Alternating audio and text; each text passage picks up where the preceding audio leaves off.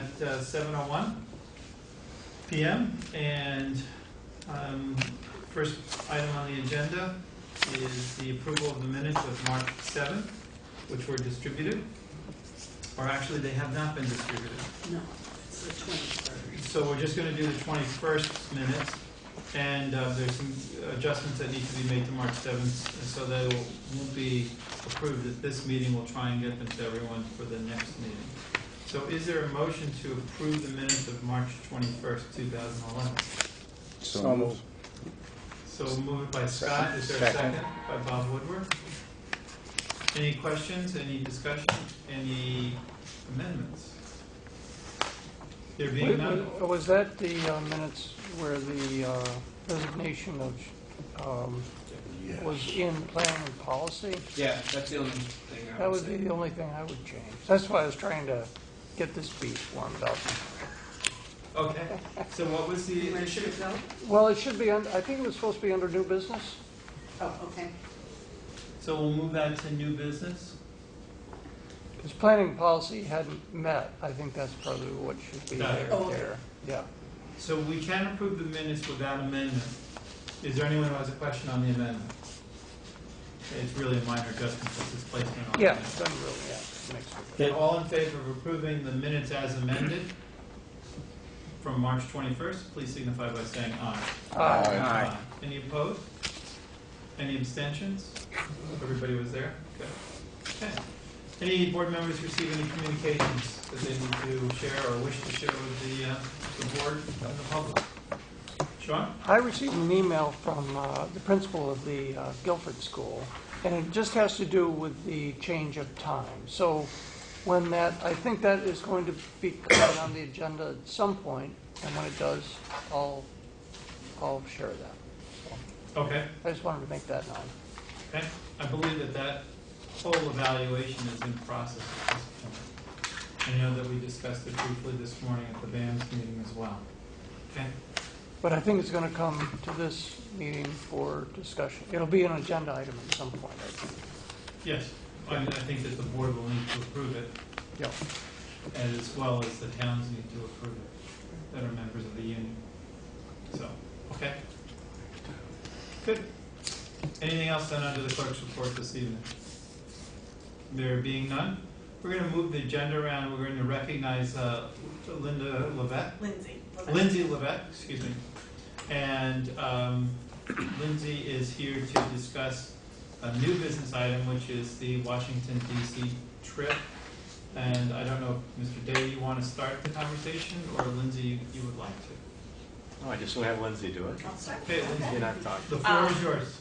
I did write up a little proposal. I didn't know how many people would be here, so just my purpose for the field trip and some of the details. So I'll give one to each board member, and if you guys want to share.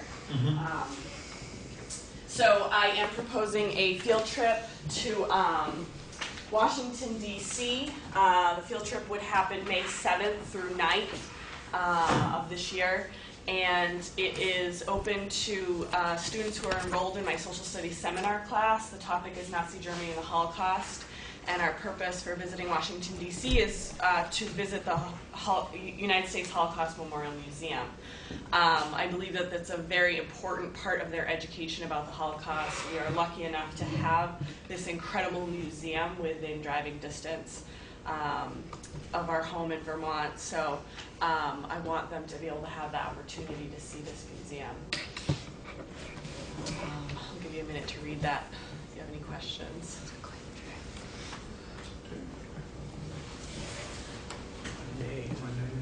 Unless that's a, is that day? Yeah. Lindsay, is there a fee to get into the museum? There is not generally a fee to get into the museum, but because we had a large group, we had to reserve tickets ahead of time, and they do charge $2 for reserved tickets ahead of time. Okay. So it is a $2 fee, essentially, to get into the museum for a large group. So it would be 1 day of school, Yeah, 2 1 day days of on a school. weekend, and 1 day of school, Yep, for which we would need Yes, substitute. teacher. yep. Ricky? How It says you put the cost as $377 per student. How is that money being raised or taken care of? It's very self-motivated for the students. I have made available candy bars for them for sale. We're selling candy bars for $1 a piece. And I have at least 3 students who have raised the entire cost of their trip through selling candy bars and bake sales. So we've organized some bake sales. We're also in the midst of selling bulbs for flowers. We get 50% of the profits from a flower bulb sale. So it's very self-driven. There have been a few students who really haven't participated at all in any fundraising, and so have been responsible for coming up with that money on their own. It was available to all of the students. It's about 52 students, I think, total from first semester and second semester. And 19 have chosen to go and have followed through with deposits and paying some of the money so far. Lindsay, are you aware that my mother was in the Holocaust and is in the Holocaust Museum? I have heard that, yes, but I haven't ever had the opportunity to talk to you about She it. has a passport there. Yeah. So if you have it, the reason why I was asking about the tickets is if you needed some, I can get them. Yeah, that would be great. Yeah. Does your mother live nearby? Is she still with them? She's in Florida. Oh, okay. Yeah. That's interesting. Wow. If you ever want to come talk to my class too, or it would be fascinating. We would love to. They're not great stories. Yeah. All right. Okay. Any other questions? So I'd move that we approve the trip to Washington, D.C. And one substitute teacher for 1 day and extend the insurance rider to cover the trip. Seconded. Moved and seconded. Any further discussion? Then all in favor, please signify by saying aye. Aye. Any opposed? Are there any abstentions? Motion's unanimous. Thank you. Thank you, Lindsay. Okay. Is there a motion, please, to enter consent agenda? So moved. Second. Moved and seconded. Mr. Woodward, excuse me. Any discussion? All in favor? Aye. We're in consent agenda. Finance committee, please. And buildings and grounds now. And transportation, all under one roof. Well, for the first time that I can recall, I can say that finance, building, transportation, and all that has not met since our last meeting. No. We have a meeting on Wednesday. So after the long list of boring numbers last time, I have nothing to report, but we'll meet on Wednesday. Yep. And all are invited at 7:45 a.m. in the morning at Green Street. It's just the way the calendar Yes, we are worked slacking out off. this It's just time. the way the calendar worked Yeah. out. Yeah. Okay, planning and policy. Planning and policy met after the last meeting. I'm now chair. Congratulations. Our condolences. That is, we decided that we will meet monthly at some point in the hour before the regular board meeting. Okay. So you'll warn those, so that because they are open to the public.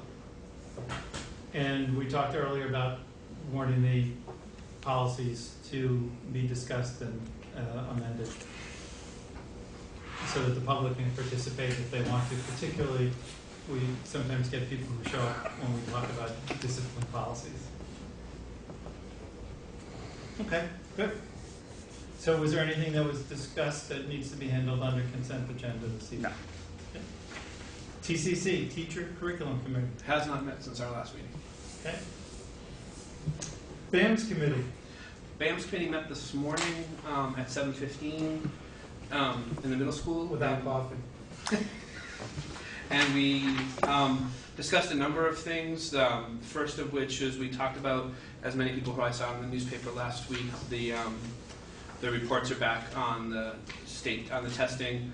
So we looked at some of the statistics specific to BAMS, and then looked at, Mrs. Crisco pulled them together, has a plan on how to address some of those issues, and we went through that with her this morning. We also talked about the special ed inclusion model, which has started this year, and how it's going to be changing over for next year, to include special ed students more so involved in what's happening in the regular curriculum classrooms and BAMs. And then we looked at the leadership council's charter committees, and we looked at some of those things, and we talked a lot about 6th grade students coming up in those meetings that are happening. And then we also talked about the new staff changes and how the interview processes are going and those things like that for changing the staff for next year. It was a very, very productive meeting this morning. Great. Ingrid, do you want to talk about the results of the testing in your discussion? Well, sure, I would love to. So we'll come back to it. In Oh. we won't do it in the consent agenda. I'm ready. Okay. Just warning you. I'm just warning you. It's coming. Versus Ricky talking about it under consent agenda. So Okay. we'll do that under your administrative report if we may. Great. Did the Career Center Committee meet? No. Okay. Then there, as far as I can tell, unless I've missed something, there is nothing to approve under consent agenda. So I'm going to dissolve the consent agenda. We don't need to approve it. Okay? So now we'll move into the administrative report. And we'll handle Mr. Coughlin first. Thank you very much. Amongst announcements is the River Valley Credit Union open for business today in our banking location. And although they were very energetic, I have to admit on a first day of a soft opening, it was pretty quiet in there. Oh, really? But I suspect that'll work out. I'm going to pass around some papers describing a couple of projects that we have going now and the results of a conference that some of our students. This one too.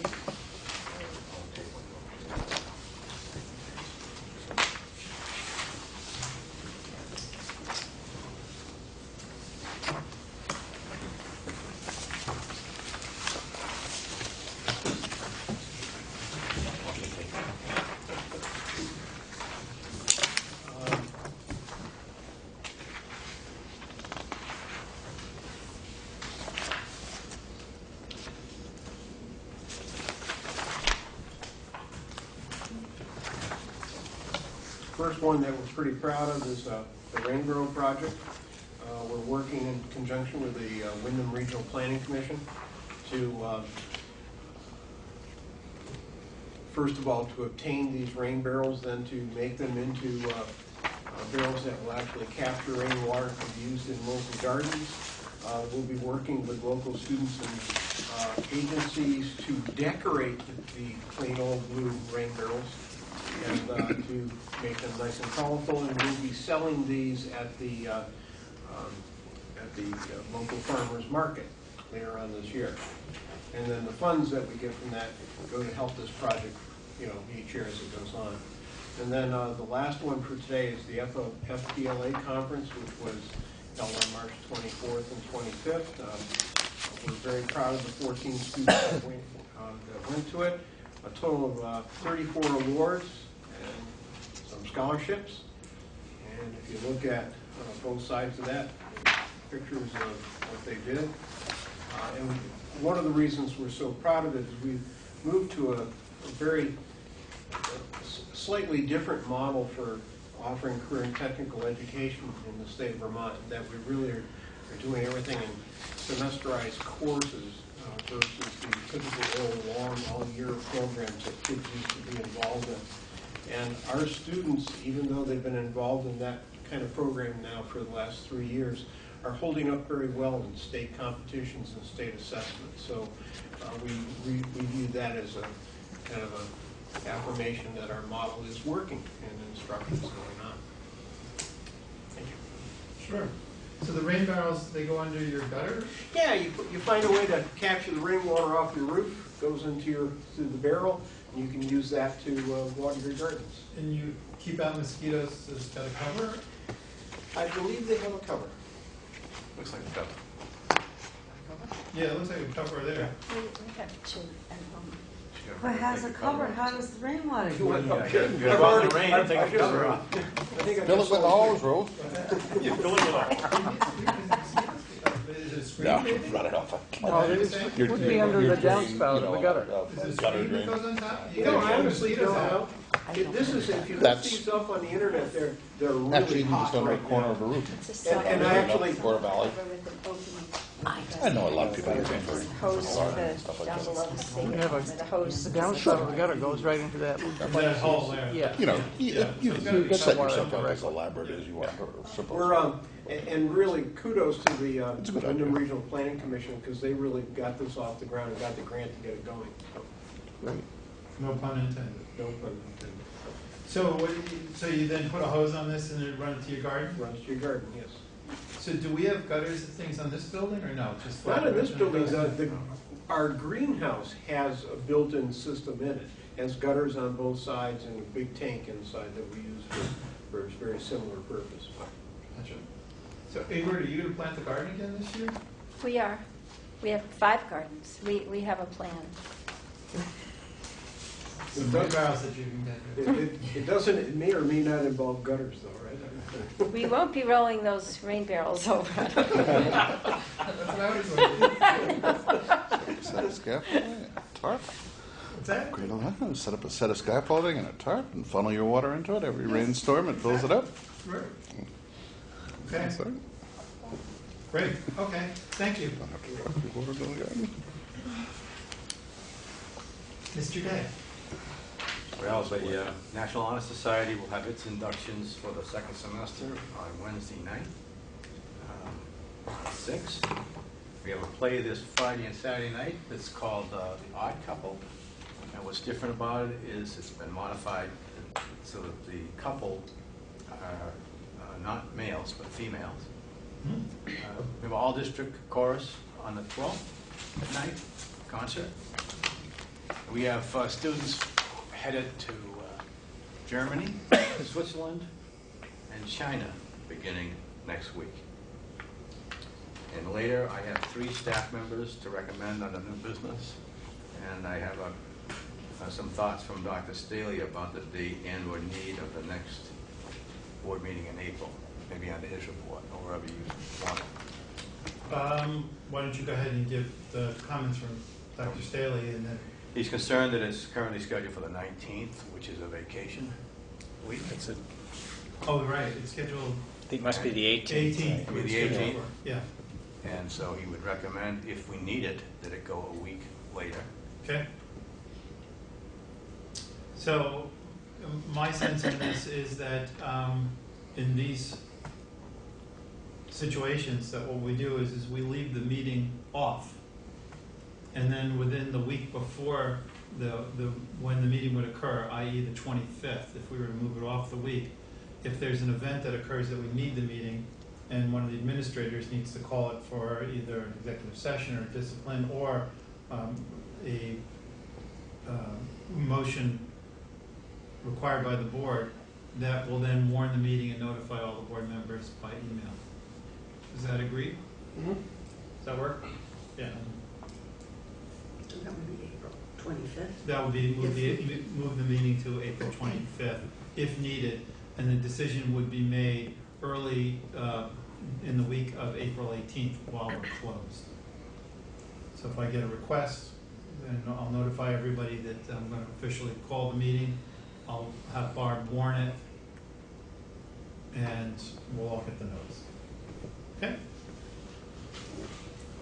Great. Anything else, Jim? No, For Dr. Staley's report? no, all set. Ingrid, the floor is yours. Okay, this coming Thursday evening is our annual meeting for sixth grade parents at 7 p.m. at BAM's multipurpose room. I've sent a letter out to all of the 6th grade parents, and we're expecting a very good turnout. We hope we have a good turnout. Beginning tomorrow, we start touring the 6th grade classrooms in the district, spending about an hour or so in each classroom with students. And then in May, they will be coming up to us for a couple of hours on a tour. So we are well into our transition process, which is great. Relative to our hiring process, as you know, we had 3 office staff openings. We went through a process, I think I shared this in the past. Positions have now been offered to 3 candidates. 2 have accepted. I'm waiting for the 3rd to give word. All have met at central office to discuss salary and benefits. So I'm hoping to hear very soon on that. As I had mentioned as well, we will have the safety officer position to hire for the permanent position. So that'll be coming up. And I do have a resignation that I'll share with the board during new business. Relative to our NECAP scores and status, there was an article in the paper last Friday, which I shared with the BAMS committee this morning. They had all seen it. There was also a letter to the editor on Saturday by Ann Ryder, former curriculum coordinator in the district. I also shared that with the board. What's painful about that article in the paper is that in 1 year of instruction, our students made tremendous gains. The same cohort of students scores from last year to this year. In math, they improved from 49% proficient as a whole to 68% proficient in 1 year of instruction. Our low SES students, who last year came in at 26% proficient, a little more than 1 out of every 5 students. This year, that same group of students, 58% of them were proficient in math. Our scores in reading were also quite good, not the huge gains, but we were higher to begin with. Whole school reading moved from 69% proficient to 77% proficient in 1 year of instruction, and our low SES group of students moved from 55% proficient to 70% proficient, which means that we are also narrowing that gap between free and reduced lunch students and the general population. So we are, as a 2-year middle school, for AYP purposes, we are rated only on the year of instruction that students spend with us, which is their 7th grade year. And our scores jumped dramatically in 1 year of instruction. Nevertheless, we did not make AYP, what's called the AMO, the Annual Measurable Objective, which the government says that by the year 2014, every student will hit 500. That's the magic number. Every 3 years, that AMO jumps 30 points or more. Yeah. It jumped from last year to this year. Due to that jump, we did not make AYP. If that AMO had remained the same, we would have not only made it, but exceeded the standard in all categories. It's a moving target, and I would say it's an unfair target, given the significant learning challenges that some students come to school with, that are a function of biology more than anything else, and we are moving them along. Our scores are showing that our kids are making tremendous gains and advances. Nevertheless, we fall into that article from the paper last Friday that is titled, "More Area Schools Get Failing Grades." We don't think of ourselves as a failing school at all. It's pretty demoralizing, though, when that is the representation. And I would say that it confuses parents. It's hard for parents to understand what all the statistics are saying. And are we a failing school? Are we not meeting the needs of their children and meeting the needs of the community? And so I think it just creates a lot of tension, a lot of confusion and uncertainty about how effective their public schools are. Sean? Well, in one of the TCC meetings that we had, they were discussing the amount that that number, the magic number, jumped this year, Yeah. and it was a pretty sharp increase. Yes, it was. So you know, I think that really should be understood. Yeah. You know, that from 210 to 211, Yeah. it was a big increase. It's a huge And, you know, so even though things went up, you still hit the wall. So Yeah. it's really, I agree with you. I think it's an unrealistic, it's unrealistic. So, I'm sorry. Well, I was just going to say, it's a general public challenge of understanding too, because on the other hand, I just read something today through Vermont Business that Vermont, we have many, many more failing schools because of these numbers. It's not just us, it's happening all across the state. At the same time, we were just listed as the most number one in education of all the states. Yeah. In terms of overall quality of education, including a big factor of that was the ability to make progress with low SES students. So it's tough for the parents to understand, but for the general public, they read one thing in the paper that all the schools are failing, and then see something else that says, yeah, Vermont's number one in education. It's just crazy. Yeah, and I think your reference to the letter by Ann Ryder in the paper was excellent. That was a really well-written, Sure was. very succinct letter that just explained, you know, Quite articulate. I mean, in some respects, the headline, I would have to say, was not fair. The headline of Ann's letter, or the No, in the Reformer. the news article? Yeah. Yeah. It's not fair because it's inflammatory, Yeah. so. It does mention in this article that now 72% of all schools in Vermont hit the status of failing. Yeah, yeah. And yet Vermont has an excellent Yeah. educational system, Yeah, so yeah. it's. It is quite demoralizing It is. for teachers It is. who are And that's what working. Ann pointed out so clearly in her Yeah, letter, you know. yeah. We don't, you know, that's not forward progress. Yeah. So as a result of this, we are now moving into what is called corrective action year one. And that means, I don't know exactly what it means, but it does mean that the DOE, by federal mandate, must issue a series of directives for how we can improve. And honestly, I don't know how we can improve at greater gains than what we're doing in a single year. It's very much a systemic issue. We know it in our district. I believe that as a district, we have embraced this as a whole and are working very hard to address it.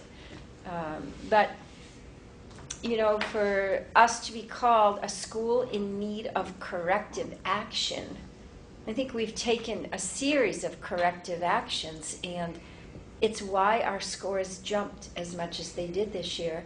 We're going to continue our work. So this morning with the BAMS committee, I outlined what I thought were the 8 broad areas that we had taken to move ourselves along, and what we need to keep doing. I mean, we're not going to just rest on our laurels, but there's clearly more, and as a school, we're going to be talking about those. Won't there now be a 3-year gap where the line will stay the Yes. same, and then they'll, you know, after Yes. 3 years, then it will take Yes. the 500 In number. 2014, it'll hit 500. So, yeah, so, Yeah, and our index score in reading this year for all students was 460.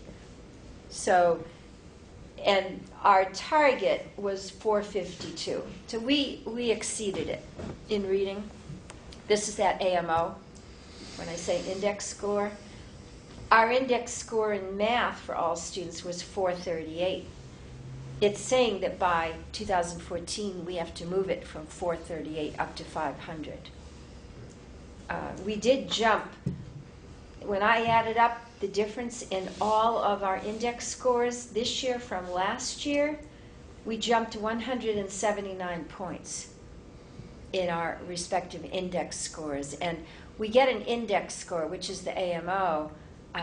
Well, it's the index relative to the AMO, but we get an index score for whole school, reading and math, and then for each disaggregated group. So that one disaggregated group is called students with disabilities. Another is free and reduced lunch students.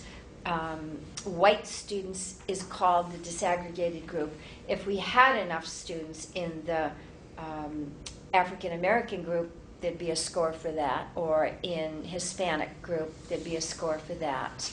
So those are most of the classifications of disaggregation.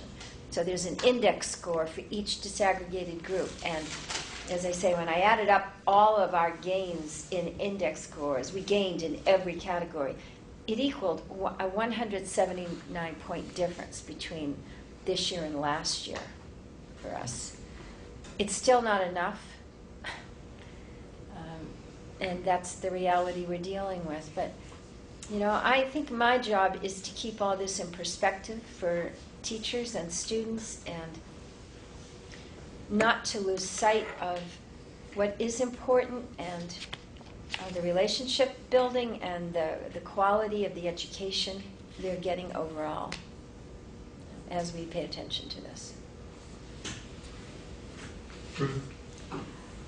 Now, these aren't the same students, Yes, though. they are. The ones that you tested Yeah. this year and the ones you tested last year? I took their scores as incoming 7th graders, Oh, and okay. I matched it against their scores this year. Okay. It's the same cohort of kids. Okay. Yeah. Yeah.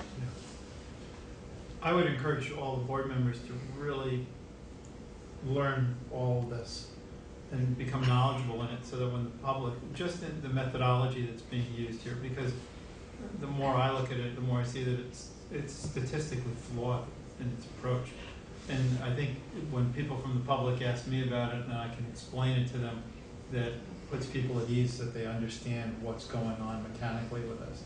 And I think that the board members being able to explain that to people in the public will diminish this as an issue, because I think that, you know, we spent a lot of time this morning at the band's meeting going through these numbers, and I think that it's just an unrealistic reach.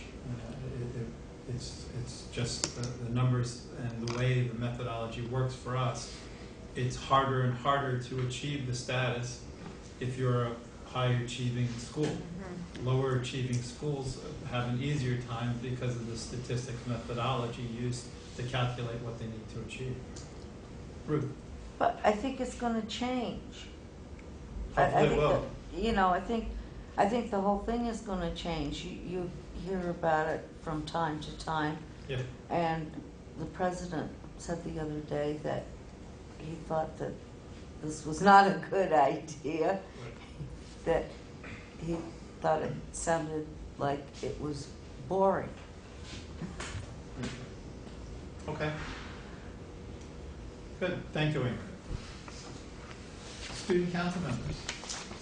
Okay, so for the past 2 weeks, student council members have been running an electronic survey through advisories to get feedback from students about their last semester classes. And the goal was to sort of give feedback to teachers. So if something wasn't working for the student in their class, the teacher could improve it, or if something was working, then they could continue that practice. We're going into, I think, the 3rd week of running the survey, and we've had like 300 to 500 responses. But it sounds good, but assuming each student has had 2 or 3 core classes each semester, we should have about 2,500. So it's a little frustrating that several teachers haven't been completing the survey or didn't explain it well enough to their class. So this week we're going to go into advisories and encourage people to keep taking the survey so we can get results this week. Great. Okay. Any big events coming up? We have the variety show. Yeah, that's May. May. Yeah, end of May.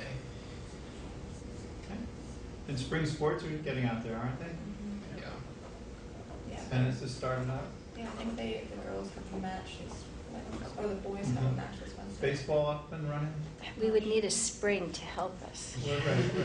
Yeah. The ground to thaw first. no? First track meet is a week from today, Well, I Bellas think Falls. we have one this weekend. In Bellas What's Falls. that? Is it in Bellas Falls this weekend? That's Monday, I believe. Huh. Okay. So the board chair's report, I did receive an email from Sue Fillion from the town planner's office asking if we had a chance to review their draft, which we did. I forwarded her a copy of that draft, and she's now asked if we wanted to form a work group or to ask her to come back to the board. So I thought I'd ask the board what their sense, your sense is, and we'll act on that wish. What would be, how would the work group work? So to Those who speak? are interested in participating in it, it'd probably be Brattleboro members, because it is the Brattleboro town plan, would meet with the town planning department to go over the document with the suggested changes. And how does that differ from her coming back here? Well, the whole board would be, Other than this, it wouldn't be in the regular meeting. right. So what we can do is ask her to come back and possibly meet in a half hour before the regular meeting, and the Brattleboro members can do that. So that would be you, Ian, Bob, and me and Ricky. Typically, though, TCC meets during that hour prior to Yeah, our meeting, so that that doesn't work then. doesn't really work so well. And I'm going to enough 7:30 in the morning meetings that, yes, Ms. Gordon. maybe your work group could meet on the night of the next meeting that isn't gonna happen? True. All right, why don't I throw out some ideas and We I'll can't vote on coordinate that. with the board's approval, I'll coordinate with the Brattleboro members to see when we can meet with Sue. Giving a I'm a suggestion. little unclear on what exactly they need from us more than what we already gave them. I think they're looking for direction from us. Judging by what was commented on and judging by the content that was in the document that they presented, I think they're looking for something a lot more concrete than they had. And so they're looking for our expertise to comment on that. And I'd Wasn't like that done by to the- participate in it as well, because I think it's appropriate. Sorry? I thought the copy that we received at the last board meeting kind of enumerated the changes that were going to be suggested from this board, though. Correct. We gave them to her, but I think that they're looking for even more help. Uh-huh. So, all right, so I'll handle that. And other than that, my email and my telephone have been very quiet, which is a nice thing to be. So there's nothing else under the chair's report this evening, other than that discussion. Turning now to new business, we've handled the Washington trip already. Ingrid, I'll turn back over to you first. I understand you have a resignation. I do. It is from Laura Tabachnik, who has accepted a position at a charter school in Massachusetts and will be resigning at the end of this school year. So I move that we accept her resignation with regret. So is there a motion? I make a motion that we accept Laura Tabachnik's resignation with regret. I'll second that. Discussion, just to verify it is within the terms of the association agreement? Yes, So there are no issues there. correct. And how do you spell tobacco? Oh, Tabachnik.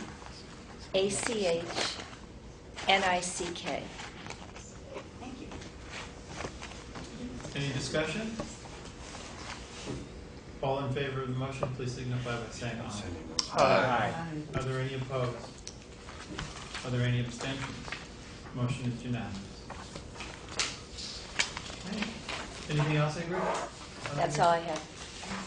Mr. Day, you have some new staff additions, I I understand? have 3 sheets coming around in rapid succession.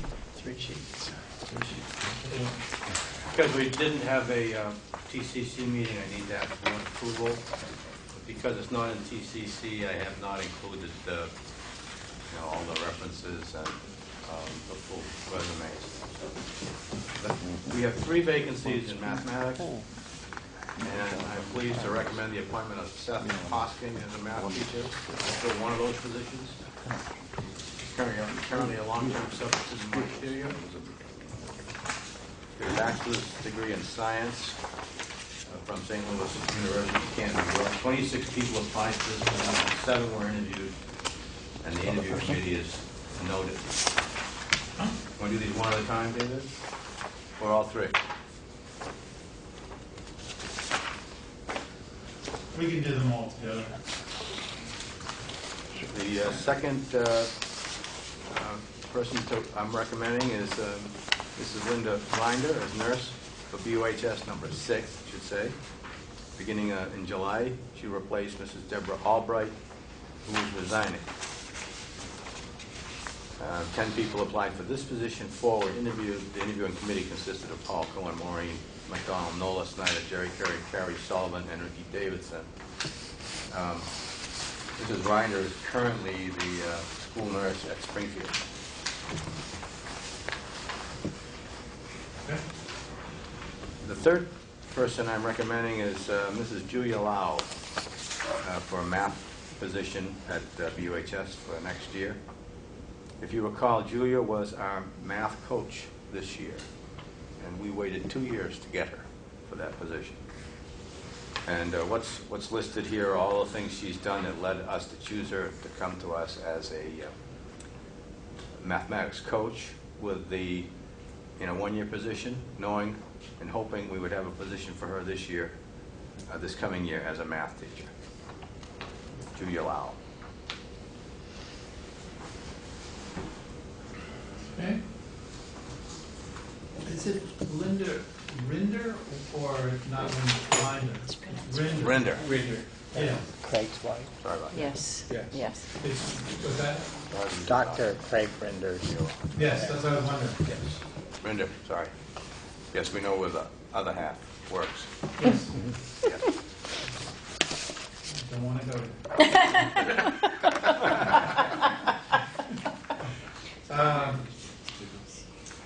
Is there a motion, please, to accept the appointments as recommended by, I'll make the motion. Move that we accept the 3 appointments as presented by Principal Day. Second. Any discussion? All in favor, please signify by saying aye. Aye. Any opposed? Any abstentions? Motion is unanimous. I understand, Mr. Day, you have something on student tuition payments? Yes, I was just going to, the postscript on that, if you recall, we are filling 2 of the 3 math jobs. We will not be filling the 3rd because of enrollment. Oh, okay. Yes, the board's current policy on Journey East tuition, that is, Journey East is the program that is primarily housed at Leland and Gray, which sends some of our students and some of its students to China every year or every other year. Our policy is to provide up to 3 half tuitions for our students to attend Leland and Gray for half a year. So I'm recommending or asking this evening that you allow us to continue this practice by approving 2 tuitions of the 3. I have 2 in my hands. They have, by the standards of this program, these need to be approved by the school board. Right, so they're within policy, Yes. and this is really a mechanical, or whatever the word should be, matter, because it's within policy, but it requires board approval to execute. And it carries with it a $6,715 tuition, which is half tuition. Right, for so each that of these follows the students. student. Yes. I would move that we approve the 2 tuitions as requested, As per policy. as per policy. Moved and, I second okay. or whatever. You use the last one, this one. Okay. Pass them around 2 seconds. Any discussion? So the program, this Leland and Grace program still have funding that will go beyond the next year? Yes, I'm told that it does, primarily because the earnings from the Freeman Foundation are higher. Right. In our situation, we didn't have enough because the earnings weren't there, is that going to be relooked at, or are we just putting that to rest? I think we're just going at current levels because it is coming back. Oh, it is coming, okay. And the dollar amount was $6,715? Yes, for each. Each. Of two. Okay. Pass these down for you to sign, David. Yep. Is there anything else that needs to come before the board this evening? Then I'll entertain a motion to I move we adjourn. adjourn. Good. Is there a second? Second. No, there's no second, so I guess it's a second. Then all in favor? Aye. Meeting's adjourned. Thank you all.